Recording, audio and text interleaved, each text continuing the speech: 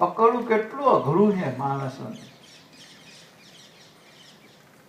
અને ભગતજી મહારાજે સુરવીર હતા અને ગુણાતીતનું ધાવન ધાયેલા હતા. સામાન્ય નહોતા, ફાસફૂસિયા નહોતા. માન અપમાન કે સામાન્ય માથાકૂટ હોય એમાં ડરી જઈને ચાલનારા નહોતા. છાતીવાળો માણસ હતો.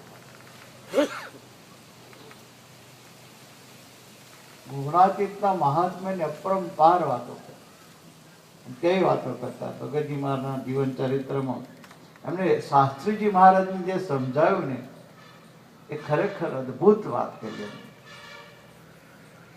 એક દિવસ ભગતજીએ સ્વામીશ્રીને કહ્યું, સ્વામીશ્રી એટલે શાસ્ત્રીજી મહારાજ.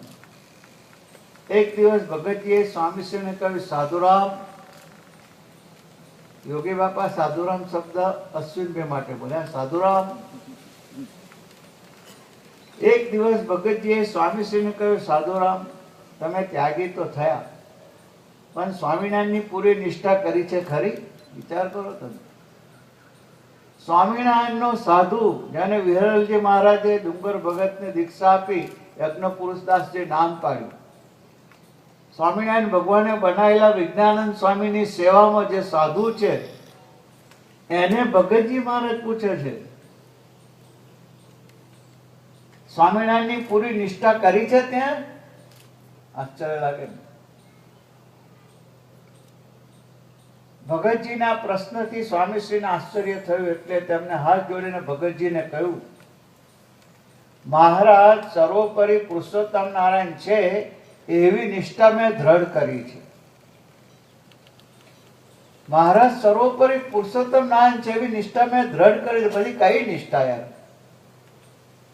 આ સાંભળી ભગતજી મહારાજ આ ભોળા અને સરળ સ્વભાવના કિશોર સાધુરામ સામે જોઈને હસ્યા.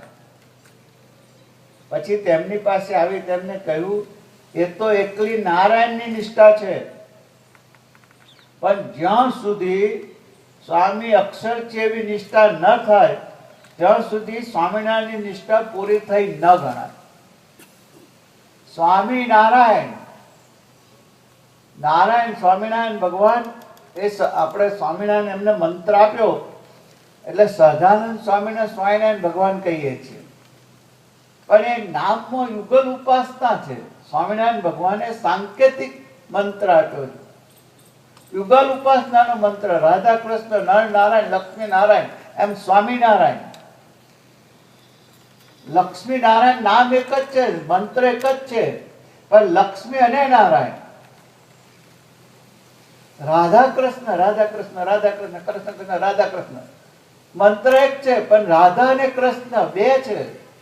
એમ સ્વામિનારાયણ સ્વામી અને નારાયણ. તો સ્વામી કોણ? ત્યાં સુધી નારાયણ પુરુષોત્તમ સહજાનંદ સ્વામી પુરુષોત્તમ નારાયણ છે. સ્વામીની સમજ નહોતી. એ વાત ભગતજી શાસ્ત્રીજી મહારાજને કરે. એ તો એકલી નારાયણ નિષ્ઠા થાય, પણ જ્યાં સુધી સ્વામી અક્ષર છે એવી નિષ્ઠા ન થાય ત્યાં સુધી સ્વામિનારાયણની નિષ્ઠા પૂરી થઈ ન કહેવાય. આ સાંભળી યજ્ઞ પુરુષદાસ બોલ્યા, મારા ગુરુ વિજ્ઞાનદાસજી બહુ જ અનુભવી વિદ્વાન છે. મારા ગુરુ વિજ્ઞાનંદ સ્વામી સ્વામિનારાયણ ભગવાને બનાવેલા સાધુ, નંદકોટીના સાધુ. એ તો મહારાજે બનાવેલા સાધુ તો છે, પણ વિદ્વાન પણ છે, અનુભવી વિદ્વાન છે. વળી મહારાજના મળેલા સાધુ છે, તેમણે મને આવી વાત કરી નથી, તો આપ આ વાત નવીન વાત ક્યાંથી લાવ્યા?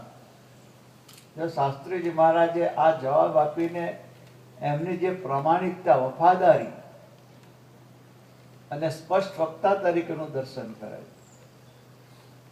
ભગતજી મહારાજને કહ્યું, તમે મોટા 100% એમાં કોઈ મતભેદ નથી, તારી વાત સાચી, એમાં હું ચેલેન્જ નથી કરતો, પણ મેં જેને મારા ગુરુ માન્યા છે એ ગુરુના મુખે આ વાત મેં સાંભળી નથી, અને મારા ગુરુ સિવાય કોઈની વાતનો હું સ્વીકાર કરતો નથી. પ્રભાવ કોઈનામાં ના આવે. આ નિષ્ઠા કહેવાય. આપણને કેવી નિષ્ઠા? રોજ મંદિર આવતા, સમય ઉત્સવ કરતા હોય, ચંપલા કહી નાખવા, વેપારમાં ખોટ જતો હોય સારું ના થાય, કોઈ મળે કે હારા વગર કોમનો અટ્ટામાં રહી જાય, તિરુપતિ વાડ ઉતરે તારું કામ સારું થઈ જશે. એટલે સ્વામિનારાયણ ભગવાનને મૂક્યા ભાઈ અને પાછા ચાલ્યા. એક પ્રભુની જ વફાદારી, પ્રભુ તરફ જ દ્રઢતા, મારું તો તું, ઉગારું તો તું, આપું તો તું, લઈ લઉં તો તું, તારા સિવાય મારા જીવનમાં કોઈનું કરતારતા પણ નથી. ગુરુ તરફની નિષ્ઠા પાછી કે મારા ગુરુ કે વસ્તુનો સ્વીકાર મારે છે, બીજી વસ્તુ ખોટી છે એની કોઈ લપછપમાં મારે એવું પડતો નથી. પણ તમે જે વાત કરી ભગતજી મહારાજ, એ વાત મારા ગુરુએ મને કરી નથી અત્યાર સુધી. અને એ તો સ્વામિનારાયણ ભગવાને બનાવેલા સાધુ છે, અનુભવી છે, વિદ્વાન છે, અને એમને વાત નથી કરી તો આ વાત તમે નવી લાયા. પણ મારા ગુરુના મુખે સાંભળું તો જ મને સ્વીકાર છે, બાકી સ્વીકાર નથી. વિવેકથી સ્પષ્ટ રીતે કહ્યું. જો મારા ગુરુ પાસે આ વાત કહેવડાવો તો હું માનું, અને હું ગમે ત્યાં જઈ વખતે સંતાઈ રહીશ. મારા ગુરુ પાસે વાત કરો તો માનું, ને તો હું તારી વાત સાચી છે ખોટી નહીં કહેતો, પણ મારા માટે સ્વીકાર કરાવવો હોય તો મારા ગુરુ